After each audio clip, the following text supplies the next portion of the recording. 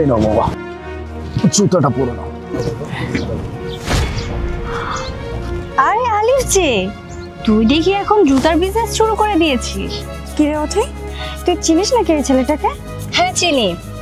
এই ছেলেটা একটা সময় দুর্ভাগ্যক্রমে আমার বয়ফ্রেন্ড ছিল, কিন্তু সে এখন আমার এক্স।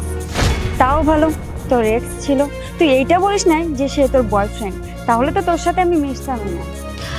আর বলিস না, যখন আমরা কলেজে পড়তাম একসাথে, তখন এই ছেলেটা সব সময় আমার পেছনে ঘুরঘুর করতো। আর ঘুরঘুর করতে করতে কখন যে ওর প্রেমে আমি পড়ে গিয়েছিলাম সে আমি নিজেও বলতে পারবো না।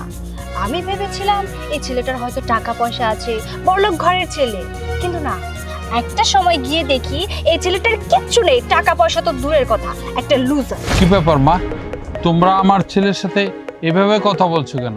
আপনার ছেলের তো ভাগ্য ভালো যে ওকে আমি এইটুকুনি কথা শুনিয়েছি। আপনার ছেলে আমার কাছ থেকে অনেক কথা ডিজার্ভ করে, কারণ আপনার ছেলের কোনো মুরদি নেই একটা গার্লফ্রেন্ড পোষার। আমি যখন ওর সাথে রিলেশন করেছিলাম, আমি ওর কাছে অনেক কিছু চাইতাম। একটা গার্লফ্রেন্ডকে তো কত কিছু গিফট করতে হয়, আর দিবেই বা কিভাবে? একটা ফকিন্নি কোথাকার এমন একটা ফকিন্নি ছেলেকে আমি ভালোবেসেছিলাম, সেটা আমার এখন ভাবতেও লজ্জা লাগে। দেখো, তোমরা কিন্তু আমার ছেলেকে ইনসাল্ট করে কথা বলছো। ইনসাল্টের কথা বলছেন? আমি তো আপনার ছেলেকে এখন পর্যন্ত কোনো ইনসাল্ট করিনি। ইনসাল্ট কাকে বলে আপনি জানেন? ইনসাল্ট আপনার ছেলেকে আমি সেদিন করেছিলাম, যেদিন ও আমাকে একটা আইফোন গিফট করতে পারেনি। আর সেদিন এমন ইনসাল্ট করেছিলাম, সেই ইনসাল্টের পর আপনার ছেলে পরের দিন ভার্সিটি পর্যন্ত আসতে পারেনি। আচ্ছা, আপনার ছেলে কেমন মানুষ বলুন তো? একটা আইফোন আপনার ছেলের কাছে আমি চেয়েছিলাম যে বাবু আমাকে একটা আইফোন গিফট করো, কিন্তু না, আইফোন তো দূরের কথা, আপনার ছেলে একটা অ্যান্ড্রয়েড ফোন আমাকে গিফট করতে পারেনি। এরকম একটা ছোট লোককে আমি ভালোবেসেছিলাম। এই দাঁড়া দাঁড়া, এনার কোম্পানি থেকে একটা টেক্সট আসছে, আমি দেখি। হ্যাঁ হ্যাঁ, তুই বরং এক কাজ কর, কল কর, কল করে স্পিকারটা দে, ওরা একটু শুনুক যে আমরা আজকাল কত বড় বড় লোকদের সাথে উঠা বসা করি। কল দে, কল। হ্যাঁ, একদম ঠিক কথা বলছো, কল দাও, লাউড স্পিকারে দিও। আমিও শুনি যে তোমরা কত বড় বড় মানুষদের সাথে ওঠা বসা করো।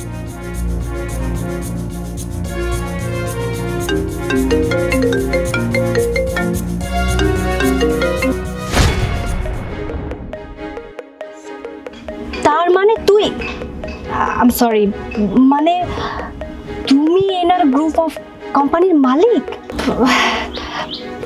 আলিফ, আলিফ আই এম সরি, আসলে আমি বুঝতেই পারিনি। আমি না আসলে তোমার সাথে মজা করছিলাম। তুমি তো আমার বয়ফ্রেন্ড, বলো, ভালোবাসার মানুষের সাথে মানুষ একটু মজা করতেই পারে।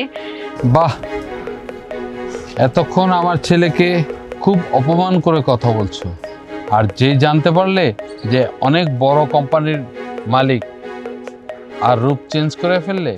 বাবা, গিরগিটির কথা শুনছো?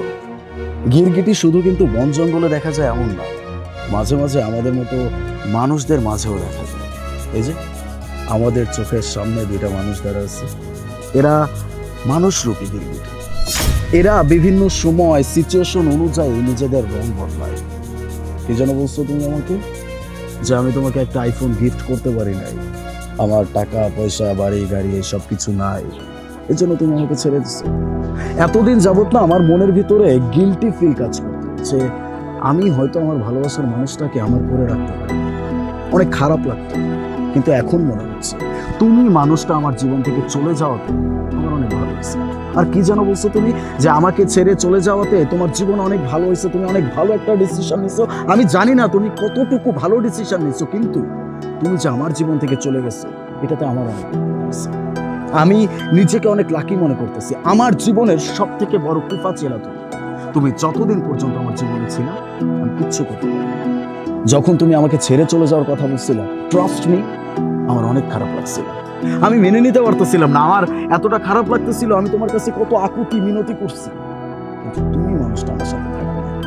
তুমি আমাকে বলছো আমি একটা লুজার, টাকা পয়সা বাড়ি গাড়ি এসব কিছু না নিয়ে আমি একটা মানুষের সাথে কিভাবে প্রেম করতে আসি। সেদিন থেকে আমার মনের ভিতরে এমন একটা জেদ চাপলো, আমি নিজের চেষ্টায়, নিজের উদ্যমে, নিজের পরিশ্রমে আজকে এরকম একটা জায়গায় অবস্থান করতেছি। আজকে আমার কাছে সবকিছু আছে, বাড়ি গাড়ি টাকা পয়সা, কোনো কিচ্ছুর অভাব নাই। কিন্তু ওই যে বললাম, একটা গিল্টি ফিল আমার ভিতরে কাজ করতো, যেটা এখন থেকে আমার মন থেকে মুছে গেছে। কারণ আমি এখন বুঝতে পারতেছি তোমার মতো একটা মেয়ে আমার জীবনে থাকলে আমি কিচ্ছু করতে পারতাম না। সামান্য কিছু গিফট করতে পারি নাই, একটা আইফোন কিনে দিতে পারি নাই, এই জন্য তুমি আমার সাথে ব্রেকআপ করে দিচ্ছো। আলিফ দেখো, আমি মানছি আমি ভুল করেছি, আমি তোমার সাথে যা করেছি অন্যায় করেছি, কিন্তু আমরা একটা কাজ করলেই তো পারি। অতীতে যা হয়েছে সবকিছু ভুলে গিয়ে আমরা আবার রিলেশনটা কন্টিনিউ করতে পারি। আমি তো তোমাকে ভালোবাসি, বলো, আমি তোমাকে সত্যি বলছি, এসব কোনো কিছু মনে রেখো না প্লিজ। ভালোবাসা, তোমার ভালোবাসা ইটস মাই ফুট। সো এই ভালোবাসা নিয়ে আর একটাও কথা আমি তোমার মুখ থেকে শুনতে চাই, কারণ ভালোবাসা ওয়ার্ডটা তোমার মুখে একদমই মানায় না। বলছি না, তোমাদের সাথে কথা বলার মতো রুচি বা সময় কোনোটাই আমার কাছে নাই। আর তার থেকেও বড় কথা, এতক্ষণে তোমরা হয়তো বুঝে গেছো যে আমার কোম্পানি পর্যন্ত যাওয়ার প্রয়োজন তোমাদের পড়বে না। সো এখান থেকে চলে যেতে পারো। ও সরি, এটা তো আবার পাবলিক প্রপার্টি, মানে রাস্তা। আমরাই চলে যাচ্ছি, এই চেহারাটা যেন আমি আর কখনো না দেখি। চলো বাবা।